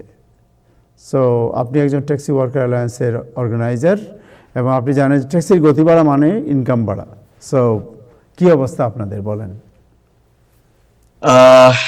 Thank you so much Time Television, Taher ভাই এবং যারা প্যানেলে আছেন, আপনাদের সর্বাত্মক সহযোগিতা, সাহায্য, প্রচার প্রসারের জন্যই new York taxi worker alliance এখনো তাদের জার্নি চালিয়ে যাচ্ছেন এবং আপনাদের কন্টিনিউ সাপোর্ট চাই। এবং আপনারা যারা দূরে আছেন তাদের সাপোর্ট দরকার, টাইম টেলিভিশনকে সাপোর্ট করা দরকার। Thank you. তারপরে আপনি যেটা বললেন, যেটা যেমন এনভায়রনমেন্ট, এটা তো 100% সত্য যে গাড়ি যদি শহরে না থাকে তাহলে ডেফিনেটলি আমাদের এয়ার কন্ডিশন বাতাসের যে পরিস্থিতিটা অনেক উন্নত হয়, অনেক ইমপ্রুভমেন্ট হয়ে যায়। এটা আমরা প্যান্ডেমিকের সময় দেখছি যে নিউ ইয়র্ক শহরের বাতাস এত সুন্দর ছিল, এটা কল্পনার বাইরে, কারণ ওই সময় গাড়ি ছিল না। তবে এখন যেই পরিমাণ গাড়ি লেস এন্টার করছে নিউ ইয়র্ক শহরে, অবশ্যই বাতাসের কোয়ালিটি কিছুটা ভালো হয়েছে, তো কোনো সন্দেহ নাই। তবে যেই দ্রুত গতিতে যে গাড়ি চলতে পারছে, এটা তো কোনো সন্দেহ নাই। হুম হুম। কিন্তু ইনকাম বাড়লো কিনা এইটাতে সন্দেহ আছে। কথা বলছেন, ইনকাম ড্রাইভারের অবশ্যই বাড়ে নাই, এটা বাড়ার কোনো সুযোগও নাই। কারণ ভেরি অনেস্ট, প্রায় ক্লোজ টু 100,000 গাড়ি নিউ ইয়র্ক শহরে চলে। তারপরে আপনার এমন না যে যাত্রীর সংখ্যা 1.1 মিলিয়ন 1.2 মিলিয়ন হয়ে গেছে, এরকম না। আমি একটা দীর্ঘ লম্বা সময়ই দেখছি যে যাত্রীর যে প্যাটার্ন, একই প্যাটার্ন আছে, এটা বিশাল কোনো যাত্রী আছে। সুতরাং যাত্রী যদি না নতুন করে তৈরি না হয়, যাত্রী যদি নতুন করে ক্রিয়েট না হয়, জনসংখ্যা যদি না বাড়ে, তাহলে এখানে ড্রাইভারের নতুন করে যাত্রী পাওয়ার কোনো সম্ভাবনা নাই। কারণ আমরা সবাই জানি যে ইয়েলো ক্যাব, এফএইচবি, তারপরে ব্ল্যাক কার, লিভারি সব মিলায় ক্লোজ টু 100,000 গাড়ি চলে প্রতিদিন। তো এখানে ইনকাম বাড়ার কোনো সুযোগ নাই। তারপরে আপনার ইনকাম কিভাবে কমে, সরকার সেই ব্যবস্থাগুলি রেখেছে। ফর এক্সাম্পল, একটা যদি ক্যামেরা টিকিট পায়, রেড লাইট ক্যামেরা টিকিট, তাহলে এখানে দুইটা পানিশমেন্ট আছে। একটা হচ্ছে রেড লাইট দেওয়ার জন্য ডিপার্টমেন্ট অফ ট্রান্সপোর্টেশন সম্ভবত ওরা কালেক্ট করে ওই যে ক্যামেরা টিকিটগুলি, ইন জেনারেল টাকাটা যায় হচ্ছে সিটির ফাইন্যান্সে। আবার ঠিক কয়েক মাস পরে আবার দেখা গেল টিএলসি একটা চিঠি পাঠিয়ে দেয় যে তুমি এরকম রেড লাইট করছো, এখন তোমাকে হয় জরিমানা দিতে হবে, 3 পয়েন্ট নিতে হবে, এবং যদি আর্গুমেন্ট করার এক পর্যায়ে ওরা 3 পয়েন্ট সেটেলমেন্ট দেয়। তো এই যে একটা ডাবল পানিশমেন্ট, এটা তো ড্রাইভার অনেকে লাইসেন্স লুজ করে, ড্রাইভার এবং অনেকে পেও করে দেয়, কিন্তু সে নিজেও জানে না যে সে যতবার পে করলো ততবার সে 3 পয়েন্ট নিল আসলে। তো এরকম বৈষম্যমূলক অনেক সামন আছে, অনেক ভাইলেশন আছে, অনেক ফি আছে। এগুলি আসলে রিডিউস করলেই যদি ড্রাইভারের কিছু টাকা সেভ হয়, আমি আবারও বলছি যে ড্রাইভারের ইনকাম বেড়ে যাবে এরকম এখনো ওইরকম কোনো সম্ভাবনা আমার মনে হয় না। কারণ একটা ড্রাইভার একসময় $40 পার আওয়ার কাজ করতো, একসময় $400 $500 করে প্রতি রাত্রে বেলা সে বুকিং দিত, কিন্তু সেই টাকা সেই ডলার আসলে আর নাই। আসলে ড্রাইভার সবাই স্ট্রাগল করছে, এবং আমি মনে করি, আমার পার্সোনাল মতামত এই জায়গাটাতে আমি মনে করি যে জোহরান মামদানি আসছেন এবং ড্রাইভারদের জন্য এটা একটা গোল্ডেন টাইম, এবং আমরা সর্বাত্মক চেষ্টা করব যাতে আমরা সর্বোচ্চ বেনিফিট ড্রাইভারদের জন্য নিয়ে আসতে পারি। এবং একই সাথে যে সমস্ত ভাইরা আছেন যারা দেখছেন এবং যারা আমাকে অনেক সময় বলেন যে আমি দেখছি, আমি শুনছি, অনেক ভালো হয়েছে, ভাই আমি টিপু ভালোটা বুঝি। আপনি যখন আমার সাথে রাজপথে আসবেন, আমাদের সাথে মিছিলে আসবেন, আপনি আমাদের সাথে অর্গানাইজেশনকে সাপোর্ট করবেন, আপনি যখন মেম্বারশিপ নিয়ে সাপোর্ট করবেন, আপনি গাড়ি চালানো থেকে গাড়িটা বন্ধ করার জন্য প্রতিটা জায়গায় ট্যাক্সি ওয়ার্কার এয়ারলাইন্সের অবদান আছে। আপনি 3টা এয়ারপোর্টের নামাজের জায়গায় আপনি নামাজ পড়তে যান, এইখানে যে কত যুদ্ধ করতে হয়েছে, আজকে এই নামাজের জায়গায় আপনি এয়ার কন্ডিশনে নামাজ পড়ছেন, আজকে হিট দিয়ে নামাজ পড়ছেন। এমনও দিন গেছে স্নো উপরে পড়ছে, ড্রাইভার নিচে নামাজ পড়ছে, খোলা আসমানের নিচে। আপনি একটু মনে করবেন, কিন্তু আজকে সেই পরিবর্তন আসছে নিউ ইয়র্ক ট্যাক্সি ওয়ার্কার এয়ারলাইন্সের সেই নিরলস আন্দোলনের জন্য। এবং বেশ ড্রাইভার আছেন, ওনারা মিছিল মিটিং এ আসেন এবং তাদের কন্ট্রিবিউশনের জন্য। এখন প্রশ্নটা হচ্ছে আপনি কি করলেন? আপনি এই শহরে আজকে 30 বছর 40 বছর ধরে ড্রাইভিং করছেন, আপনার অবদানটা কতটুকু, আপনি কি কতটুকু কন্ট্রিবিউশন করলেন? আমরা দেখলাম মেয়র জোহরান মামদানি তো প্রতিটা বক্তৃতায় উনি বলছেন ট্যাক্সি ড্রাইভার, কিন্তু আপনি ট্যাক্সি ড্রাইভার হইয়া সাংগঠনিক ভাবে আপনি কতটুকু স্ট্রং, আপনি নিজে চিন্তা করেন। নিউ ইয়র্ক ট্যাক্সি ওয়ার্কার এয়ারলাইন্সকে সাপোর্ট করেন এবং আমরা ইনশাআল্লাহ ভালো কিছু এনে দিব, ওই প্রত্যাশায় আছি। Thank you so much. Thank you so much Taher ভাই। অনেক ধন্যবাদ আপনাকে, অনেক ধন্যবাদ। আপনার অনেক জি ইব্রাহিম স্যার কোনো কিছু বলছেন? যে আমি একটু বলতে চাই যে কমরেড টিপু সুলতান, শুনেন, আমরা অনেকেই জানি যে আমার অধিকারটা আমাকে দেখতে হবে। আমি আমার অনেক গাড়ি চালককে, অনেক ড্রাইভার ভাই যারা আমাদের বন্ধু বান্ধব আত্মীয় স্বজন, দেখা যায় যে জাতিসংঘ কেমনে চলবে এইটা নিয়ে তিনি খুব উৎসাহী। ভারত মোদি চালাবে না, উনি নিজে চালাবে, এইটা নিয়ে উৎসাহী, আপনার নিজের সহজ অধিকার কথা নিয়ে। বলেন, আপনি তো অলওয়েজ যে খুচার না, মধ্যে আছেন। আমার এই কথাগুলো ভাই, এগুলো কথা খুব জরুরি। না, আপনি খুচার মধ্যে থাকেন নিজের সবসময়। কাজ, নিজের কাজ, এই যে workers union, drivers workers union, প্রত্যেকটা কাজে যারা এই নিউ ইয়র্ক, এটা তো গাড়ি চালানোই যায় না ভাই এখন। এখন এই 25 মাইল না কয় মাইলে চালাইতে হইব, এখানে আপনি হাইটটা সাইকেল চালানো ভালো। তো এখানে এই যে আপনার তো প্রতিটা complaint জিনিস সা- এদের সংগ্রামের কারণে, আপনার এদের কাছে সংগ্রামের complaint কারণে আপনি ট্যাক্সি চালান, প্রতিটা অধিকার নিশ্চিত হয়, কিন্তু আপনি সংগঠনে যান না। আপনি বসে জাতিসংঘ কারে বিবৃতি দিল, কে কারে ধরে আনলো, এইসব নিয়ে আপনাদের সারাদিন চা জি। খাইবেন আর So, কথা আপনি বলবেন। আপনি তো Go for complaint- yourself. Thank you, আপনার কাছে, থ্যাংক ইউ। আপনার সামনে পড়লে কেউ কমপ্লেন, ভালো কোনো জিনিস আপনার চোখে পড়ে না, সব কমপ্লেন। আমি thank you so much comrade Ibrahim ভাইকে, থ্যাংক ইউ সো মাচ আপনার সাপোর্টের জন্য। আমি আমি আরেকটি ইনফরমেশন যদি অ্যাড করি আর কি, জোহরান মামদানি ডিসেম্বরের 16 তারিখে আমাদের অফিসে এসেছিলেন, ঠিক আছে? আমরা আমাদের সর্বোচ্চ ত্যাগ তিতিক্ষা দিয়ে আমরা ওনাকে অ্যাড্রেস করেছি আমাদের প্রবলেমগুলি, ঠিক আছে? এবং আমরা আশা করছি যে উনি আমাদের, এবং উনি যেদিন শপথ পাবলিকলি নিতে যাচ্ছেন দিনের বেলা, ওই সময় কিন্তু ড্রাইভার রিচার্ড চাও, যার ভাই আত্মহত্যা করেছিল সেই 2018 সময়, ওনার ভাই ক্যানি চাইম আত্মহত্যা করেছিল, এবং উনি ছিলেন 9 জন ড্রাইভারের মধ্যে একজন। সেই ক্যানি চাওয়ার ভাই রিচার্ড চাও জোহরান মামদানি এবং ওনার ওয়াইফকে সিটি হলে নিয়ে গেছে। আমার বলার উদ্দেশ্য হলো এই। এবং আপনি আরেকটা জিনিস খেয়াল করেন, জোহরান মামদানি যখন ক্যাম্পেইনটা ক্লোজ করে তখন কিন্তু লাগোডিয়া থেকে উনি কিন্তু আপনাদের কাবাব কিং এ আসছিলেন, এবং ওইটা ছিল আর ক্লোজিং ক্যাম্পেইন।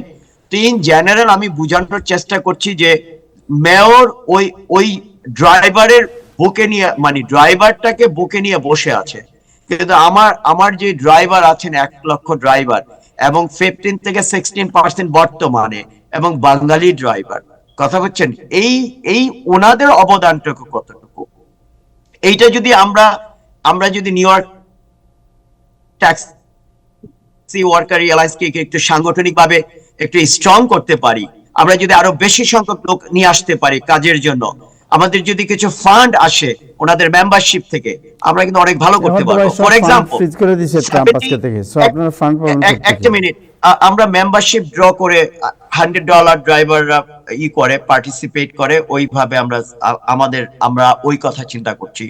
আমি ফর এক্সাম্পল 92,000 ড্রাইভার যে চুরির টাকাটা পেল, $328 মিলিয়ন চুরির টাকা পাইছেন 92,000 ড্রাইভার ইলিজিবল।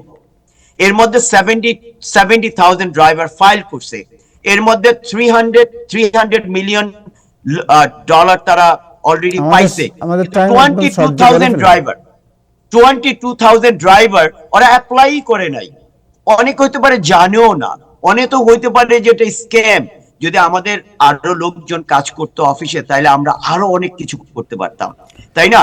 $140 মিলিয়ন যেই অ্যারেস্ট এবং লাইসেন্স সাসপেন্ডের জন্য আমরা 19 বছর যে মামলাটা হলো, এইখানে এখনো আসে না $140 মিলিয়ন, কিন্তু এইখানেও অনেক ড্রাইভার আছে, তারা জানবে। এটা অন্য কোনো এক প্রোগ্রামে বলতে হবে এই বিষয়টি, রাইট? আজকে আর সময় হবে না এটা নিয়ে আলোচনা করার, অন্য একদিন আমরা আলোচনা করবো। আমরা একটু সাহাব ভাই আপনার কাছে যাই যে পুরো নিউ ইয়র্ক সহ যুক্তরাষ্ট্রে বিভিন্ন ধরনের রোগ জড়া তারপরে আপনার বাড়ছে, অন্যদিকে আপনার মেডিসিন তো এখন আপনি জানেন বিগ বিউটিফুল আপনার বিলস আমাদের মহান প্রেসিডেন্টের, ওইটার যে চাপ, এই চাপে সাধারণ মানুষ আপনার দিক বিদিক শূন্য, দিশেহারা।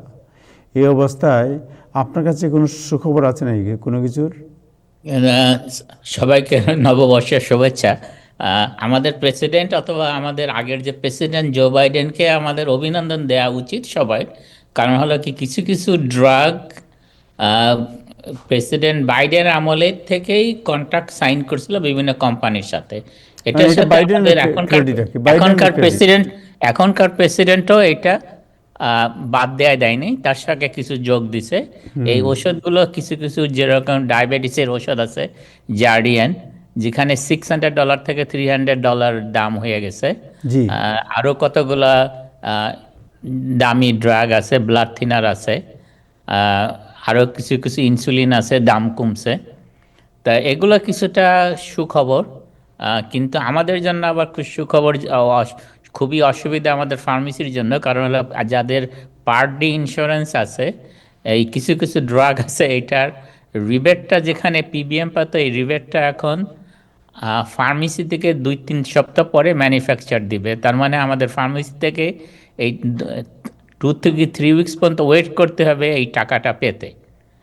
এটা একটা অনেক ফার্মেসির জন্য খুবই অসুবিধা হবে। আর আপনার ফ্লু সিজন তো বেড়ে যাচ্ছে, সবাই সিক হচ্ছে।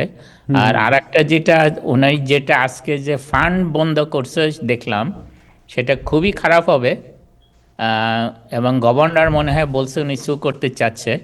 এই যে চাইল্ড হেলথ কেয়ার যে সমস্ত, এই কারণে হতে মোস্ট প্রবাবলি নিউ ইয়র্ক স্টেটে যে চিলড্রেন ভ্যাকসিন প্রোগ্রাম যেটা আছে, যেটা ফ্রি দেয়, মোস্ট প্রবাবলি এটা ক্যান্সেল হয়ে যেতে পারে অথবা অনেক রদবদল হতে পারে। এখন পর্যন্ত যেন যারা 18 বছর যারা, তারা পিডিয়াট্রিশিয়ানের কাছে গেলে এই চাইল্ড হেলথ প্রোগ্রামের আন্ডারে এই ভ্যাকসিনগুলো কিন্তু ফ্রি। ডাক্তাররা ইন্স্যুরেন্স থাকুক বা না থাকুক, তাদের ভ্যাকসিনের জন্য কিন্তু এটা চার্জ করতে পারে না। কিন্তু অনেক সময় ডাক্তাররা একটা ভিজিট হিসাবে চার্জ করে, কিন্তু এটা কিন্তু ইলিগাল তাদের ভ্যাকসিনের জন্য চার্জ করা। এটা অনেকে জানে না আর কি। এটা লিগাল হোক ইলিগাল হোক, এটা কিন্তু ফ্রি নিউ ইয়র্ক স্টেটে থ্যাংক ইউ ডাক্তারদের so much, thank you. So এবং কিছু কিছু ফার্মেসির জন্য। Right, so what is your suggestion যাদের ইন্স্যুরেন্স এখন ক্যান্সেল হয়ে গেছে বা কোনো প্রবলেম হয়ে গেছে, ইন্স্যুরেন্সের রিনিউ হচ্ছে না, তাদের ব্যাপারে এনি সাজেশন? এখন সাধারণ ওষুধ যেগুলো লোকজন খায়, যদি ডায়াবেটিস কম থাকে, মেটফর্মিন আছে, আরও কতগুলো কিছু ইনসুলিন আছে, এগুলো কিন্তু এখন আগের মতো আকাশচুম্বী দাম না, একটা অ্যাফোর্ডেবল প্রাইসে অনেকে নিতে পারবে। আর যারা ইন্স্যুরেন্স অনেকে হারাচ্ছে, কারণ হলে কি মেইনলি আমাদের যে ট্যাক্সি ড্রাইভার যারা, আমাদের যে কমরেড টিপু সুলতান সাহেব বললেন, উনরা এতদিন কি বলবো, সরকারকে ফাঁকি দিয়ে অনেক সময় ইন্স্যুরেন্সগুলো নিত। সেইটাই কিছুটা ওনাদের ট্যাক্স ফাইলে এটা আসতেছে, উবার এবং লিফট, তাদের মনে হয় ইনকামটা 1099 অথবা হিসাবে যাচ্ছে। এই হিসাবে কিন্তু ওনারা অনেকে ইন্স্যুরেন্স কিন্তু লুজ করতেছে, অথবা ওনাদের প্রিমিয়াম দিতে হবে। এখন ওনারা যদি ওনাদের ইউনিয়নের মাধ্যমে যদি একটা ইন্স্যুরেন্স বার্গেনিং ইন্স্যুরেন্স করে, তখন Yes, কিন্তু this is a good ড্রাইভারগুলো কিন্তু তাদের ফ্যামিলি ইন্স্যুরেন্স পাবে। আর নয় কিন্তু খুবই অসুবিধা হবে। আমি ওই আমাদের কমরেড টিপু সুলতান ভাইকে বলতেছি, এটা ওনাদের করা উচিত। আর নয় এতদিন ওনারা যেভাবে ইন্স্যুরেন্সটা পাইছে, এসেনশিয়াল প্ল্যান অথবা ওই ইন্স্যুরেন্সগুলো তারা পাবে না, তাদের প্রিমিয়াম দিতে হবে। আর Right. আর আমাদের প্রেসিডেন্ট যদি ভর্তুকি না দেয়, তখন তো আরও অসুবিধা হবে। Thank you so much. Comrade Tipu Sultan, আপনাদের কি কোনো প্ল্যান আছে যে আপনারা ড্রাইভার যারা আছে তাদের হেলথ ইন্স্যুরেন্স চালু করবেন? শুনছি না আপনার আনমিউট করেন, সাউন্ড আনমিউট করেন প্লিজ। এর মধ্যে আছে, এটা চালু আছে তাদের। ওকে, 2012 সন 2012 এর দিকে যদি আমরা খেয়াল করি, আমরা একটা বেনিফিট বিল বানাইছিলাম। সেই বেনিফিট বিল হলো প্রতি ড্রাইভার প্রতি ট্রিপ থেকে 6 সেন্টস করে দিবে, এবং সেইটা টিএলসি একটা জেনারেট ফান্ড করেছিল, এবং সেই ফান্ড থেকে আমরা এই যে বিভিন্ন বেনিফিট, ফর এক্সাম্পল 24 আওয়ার্স মনে করে মেডিকেল, আপনাদের কোনো হেলথ ইন্স্যুরেন্স যেটা এখন অনেকে বাদ পড়বে, হেলথ ইন্স্যুরেন্স আমি বলতেছি ইনকামের জন্য বাদ পড়বে। হ্যাঁ, আমার মনে, আমি এই জায়গাটা একটু ক্লিয়ার করি যে আপনি যেটা বললেন আমাদের কোনো প্ল্যান আছে কিনা। আমাদের ড্রাইভারদেরকে নিয়ে অনেক প্ল্যান, আমরা এরকম একটা করেছিলাম 2012 সনে, যে ড্রাইভার বেনিফিট বিল। তো ওইখানে এই ইন্স্যুরেন্স টাইপেরই মেডিসিন, তারপরে ডক্টর সার্ভিস, এগুলি আমরা ড্রাইভারদেরকে ফ্রি ব্যবস্থা করেছিলাম।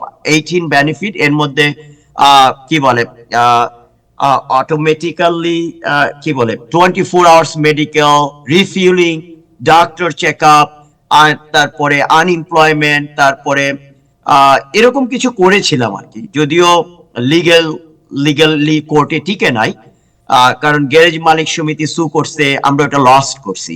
কিন্তু ইনশাল্লাহ আমাদের ডেফিনেটলি এখন জোরান মামদানি আসছে, আমরা আরো ব্রডার নিয়ে কিভাবে ড্রাইভারদেরকে প্রোটেকশন করা যায়, আপনার যে ইন্স্যুরেন্সের ব্যাপার আছে, আরো যেই বেনিফিট গুলি আছে, অনেকের রিটায়ারমেন্ট আছে, আমরা এগুলি অনেক চিন্তা করেই টেবিলে এজেন্ডাতে রাখছি, এবং আমরা আশা করছি যদি ড্রাইভার সাপোর্ট করে তাইলে ডেফিনেটলি আমরা আমরা ভালো করতে পারবো। Thank you so much, thank you. আমাদের আর একটা ইস্যু আমি না বললেই নয়, আপনারা যারা জানেন যে ডিঅ্যাক্টিভেশন ইস্যু, যে আমরা 3 বছর বলুন, তাড়াতাড়ি বলুন, 1 minute.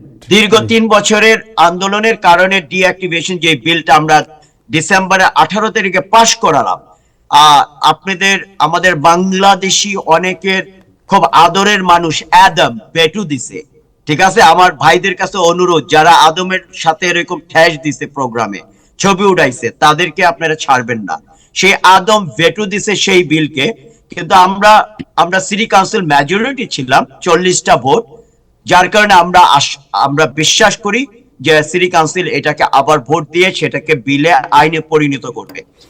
Thank you so much. Thank you, thank you, thanks. Nasir, Mohiuddin Nasir ভাই, আপনি কি শুনতে পাচ্ছেন? আপনার কাছে খুব সংক্ষেপে জেনে নিই, একটু দেরি হয়ে গেছে আমাদের, যে আপনি জানেন যে পলিটিক্যাল অ্যাসাইলাম ইজ, এখন তো ইমিগ্রেশন খুব টাইট হয়ে গেছে, বাট বাংলাদেশি যারা আছে, বা বাংলাদেশ আগে বিএনপিকে একটি সন্ত্রাসী সংগঠন আখ্যা দিয়েছিল কানাডা। আমি জানি না যুক্তরাষ্ট্রের অবস্থান কী ছিল, বলা হচ্ছে যুক্তরাষ্ট্র এই সংগঠনের এই ধরনের একটা ইমেজ আছে। What is the latest status of BNP? বিএনপির যে বিষয়টা হচ্ছে যে বিএনপি কেউ কোনো সময় এটা নিয়ে কোনো দরবার করে নাই। বহুবার বিএনপি কে বলা হয়েছে যে আপনারা এটা দরবার করেন, কিন্তু তারা করে নাই। এখনো পর্যন্ত ওই স্ট্যাটাসের কোনো পরিবর্তন হয় নাই। তারা আচ্ছা, স্ট্যাটাসটা কি নাসির ভাই, ওই স্ট্যাটাসটা কি, বিএনপির স্ট্যাটাসটা কি স্টেট ডিপার্টমেন্টে? থার্ড গ্রেডের সন্ত্রাসী দল। জি, থার্ড হচ্ছে যে first grade, second grade, third grade হচ্ছে থার্ড গ্রেডের সন্ত্রাসী সংগঠন, বিকজ তারা জামাত ইসলামকে প্রোটেকশন দেয়। এইটাই ছিল বিষয়। এটা এখন মানে বিষয়টা হচ্ছে যে বিএনপির এখনো নাম নিয়ে কেউ যদি অ্যাসাইলাম করে থাকে, আগে এখনো পর্যন্ত তাদের ব্যাপারে অত্যন্ত কোর্ট আপনার মানে খুব বেশি লিনিয়ান ভিউ নেয় না। তারা মানে মনে করে যে এই এখনো পর্যন্ত ওটা উইথড্র করা হয় না কেন। কিন্তু কোনো ক্ষেত্রে যদি ভালোভাবে যে রিপ্রেজেন্ট করা যায়, তারা বলতেছে যে বিএনপি এখন যদিও হোমল্যান্ড সিকিউরিটি তাদেরকে সন্ত্রাসী দল মনে করে, কিন্তু জাস্টিস ডিপার্টমেন্ট সন্ত্রাসী দল মনে করে না। কিন্তু জাস্টিস ডিপার্টমেন্ট বর্তমান ডোনাল্ড ট্রাম্পের আন্ডারে সেটা কিভাবে দেখতেছে, যে যখন যেটা ইচ্ছা যেটা মনে হয় তারা সেইভাবেই দেখছে। যদি ভালো কোনো লয়ার দিয়ে যদি মুভ করা হয়, এবং মানে ভালো কোনো প্রিপেয়ারার, যে আপনার মানে অ্যাসাইলাম প্রিপেয়ারার যদি থাকে, তারা করতে পারে। কিন্তু সেটা খুব বেশি একটা যারা অ্যাসাইলাম সিকার নরমাল, তারা সেগুলি করে না। এই যে আপনি যেটা বলেন যে বিএনপির নামে যে সন্ত্রাসী সংগঠন, সো বিএনপির নামে যদি থার্ড গ্রেড হোক আর ফোর্থ গ্রেড হোক, বাট নামে যদি এই ধরনের জিনিস থাকে, এটা রিমুভ করার what is the way to remove ইট? নিয়ে তো আপনার মানে তারা ধ্যান দরবার করা উচিত। তারা তো করে নাই, তারা তো সেটা নিয়ে কোনো রিপ্রেজেন্টেশন দেয় নাই। তারা যেমন মানে এগুলো বিএনপির যারা এখানে নিউ ইয়র্কে হত্যাকর্তা আছে, এবং বিএনপির যারা বাংলাদেশে বিএনপিকে চালিয়েছে, তাদেরকে বিভিন্নভাবে এটা বলা হয়েছে, এবং কিন্তু তারা সেটা করে নাই। কিন্তু আমরা তো দেখলাম যে বিএনপির নেতারা আপনার ব্রেকফাস্ট মিটিংয়ে আসতেছেন, ট্রাম্পের ব্রেকফাস্ট মিটিংয়ে জাইমা রহমান আসলেন, মির্জা ফখরুল ইসলাম আলমগীর আসলেন, তারপরে তারা যুক্তরাষ্ট্র সফরে আসছেন, ইনক্লুডিং জামাতের শফিকুর রহমান কয়েকদিন আগে যুক্তরাষ্ট্রে আসলেন।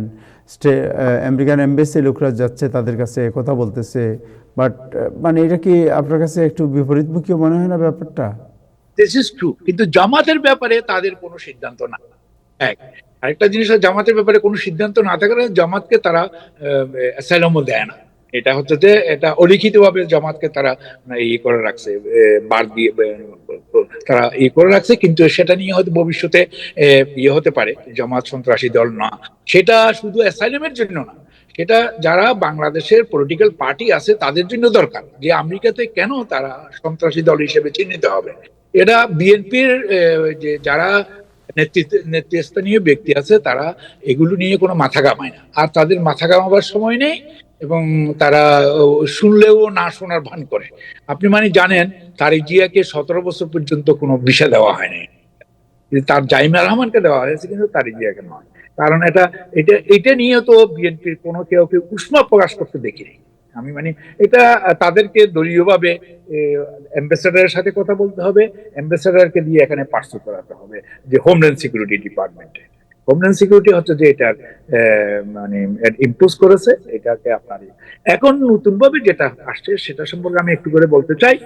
বাংলাদেশ 120টি দেশকে ডোনাল্ড ট্রাম্প আপনার করেছে, আপনি সবচেয়ে বেশি ইমিগ্রেন্ট বেনিফিশিয়ারি কান্ট্রি হিসেবে চিহ্নিত করেছে। তার ভিতরে 19 নম্বরে আছে বাংলাদেশ।